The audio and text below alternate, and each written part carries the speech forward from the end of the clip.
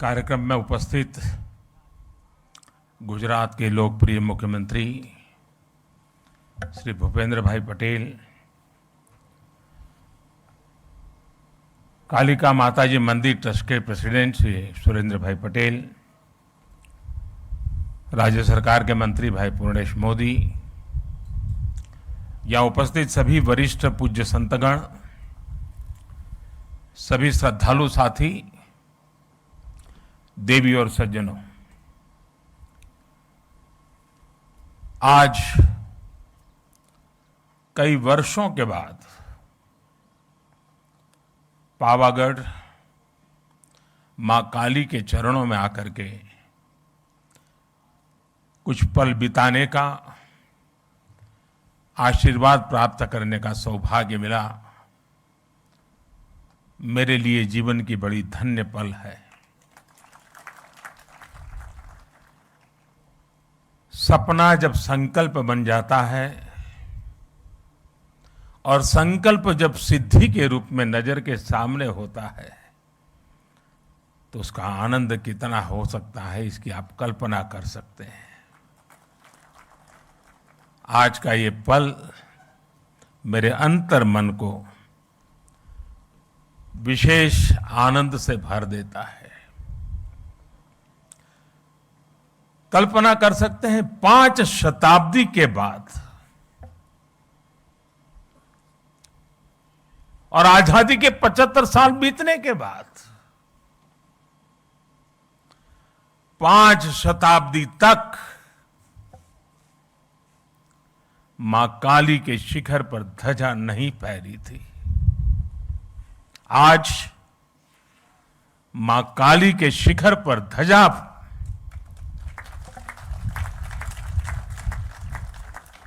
ये पल हमें प्रेरणा देती है, ऊर्जा देती है और हमारी महान परंपरा और संस्कृति के प्रति समर्पित भाव से जीने के लिए हमें प्रेरित करती है। आज से कुछ ही दिन बाद इसी महीने के अंत में गुप्त नवरात्रि शुरू हो रही है। गुप्त नवरात्रि से ठीक पहले पावागढ़ में मां काली का ये शक्तिपीठ महाकाली मंदिर अपने भव्य और दिव्य स्वरूप में हमारे सामने है। शक्ति और साधना की यही विशेषता होती है।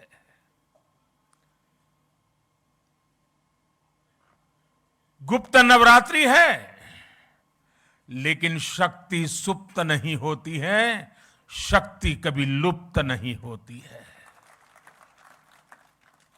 जब श्रद्धा, साधना और तपस्या फलीभूत होते हैं तो शक्ति अपने पूर्ण वैभव के साथ प्रकट हो जाती है। पावागढ़ में महाकाली के आशीर्वाद से हम गुजरात और भारत की उसी शक्ति का प्राकट्य देख रहे हैं। आज सदियों बाद महाकाली का ये मंदिर अपने विशाल स्वरूप में हमारे सामने हमारे मस्तक को भी ऊंचा कर देता है। आज सदियों बाद पावागढ़ मंदिर में एक बार फिर शिखर पर ध्वज फहरा रहा है। ये शिखर ध्वज केवल हमारी आस्था और आध्यात्म का ही प्रतीक नहीं है। ये शिखर ध्वज इस बात का भी प्रतीक है कि सदियां बदलती हैं, युग बदलते हैं, लेकिन आस्था का शिखर शाश्वत रहता है। भाई और बहनों, अयोध्या में आकर आपने देखा होगा भव्य राम मंदिर आकार ले रहा है। काशी में विश्वनाथ धाम हो या फिर मेरे केदार बाबा का धाम हो। आज भारत के आध्यात्मिक और सांस्कृतिक गौरव पुनर्स्थापित हो रहे हैं। आज नया भारत अपनी आधुनिक आकांक्षाओं के साथ साथ अपनी प्राचीन धरोहर को भी, अपनी प्राचीन पहचान को भी उसी उमंग और उत्साह के साथ जी रहा है। हर भारतीय उस पर गर्व कर रहा है। हमारा ये आध्यात्मिक स्थल हमारी श्रद्धा के साथ साथ नई संभावनाओं के भी स्रोत बन रहे हैं। पावागढ़ में मां काली का मंदिर का पुनर्निर्माण हमारी इसी गौरव यात्रा का एक हिस्सा है। मैं इस अवसर पर मां महाकाली के चरणों में नमन करते हुए आप सभी को हृदय से बहुत बहुत बधाई देता हूं। आज का यह अवसर सबका साथ, सबका विश्वास और सबका प्रयास का भी प्रतीक है। साथियों, अभी मुझे मां काली मंदिर में ध्वजारोहण और पूजन अर्चन का सौभाग्य मिला है। मां काली के दर्शन करते समय मैं सोच रहा था कि आज मां काली के चरणों में आकर क्या मांगू। मां काली का आशीर्वाद लेकर इतिहास गवाह है, स्वामी विवेकानंद जी मां काली के आशीर्वाद लेकर के जन सेवा से प्रभु सेवा में लीन हो गए थे। मां मुझे भी आशीर्वाद दे कि मैं और अधिक ऊर्जा के साथ और अधिक त्याग और समर्पण के साथ देश के जन जन का सेवक बनकर उनकी सेवा करता रहूं। मेरा जो भी सामर्थ्य है, मेरे जीवन में जो भी कुछ पुण्य है, वो मैं देश की माताओं बहनों के कल्याण के लिए, देश के लिए समर्पित करता रहूं। गर्वी गुजरात इस समय इस गर्वी गुजरात की धरती से, मां काली के चरणों से मैं देश की आजादी के अमृत महोत्सव का भी स्मरण करता हूं। साथियों, गुजरात ने जितना योगदान देश की आजादी की लड़ाई में दिया है, उतना ही योगदान देश के विकास में भी दिया है। गर्वी गुजरात भारत के गर्व और शान का पर्याय है। गुजरात ने भारत के व्यापार का भी नेतृत्व किया और भारत के आध्यात्मता का भी उसे संरक्षित करने का पूरा प्रयास किया। सदियों के संघर्ष के बाद जब भारत आजाद हुआ तो हम गुलामी और अत्याचार के घावों से भरे हुए थे। हमारे सामने उस अपने अस्तित्व को फिर से खड़ा करने की चुनौती, उसको लेकर के हम खड़े थे, लड़े थे। भारत के इस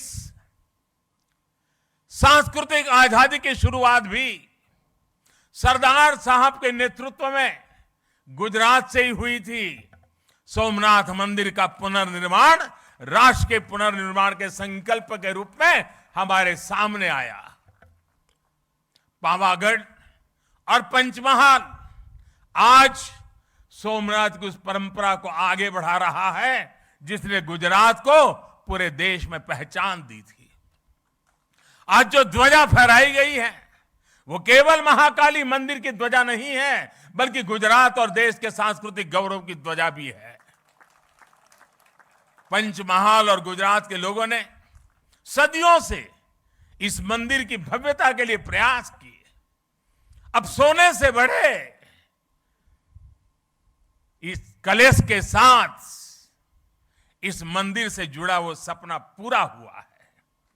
आज पावागढ़ और पंचमहाल की तपस्या सिद्ध हुई है। पंचमहाल और इस क्षेत्र में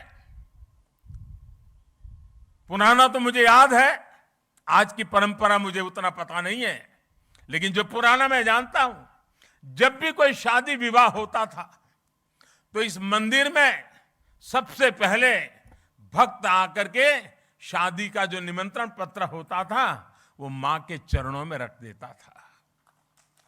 और मुझे पता है उस समय तो जो यहां पुजारी और पंडित लोग हुआ करते थे, वो शाम की आरती के समय दिन भर जितने ऐसे निमंत्रण आए हैं उसको पढ़ करके मां को सुनाते थे, भक्ति भाव से सुनाते थे।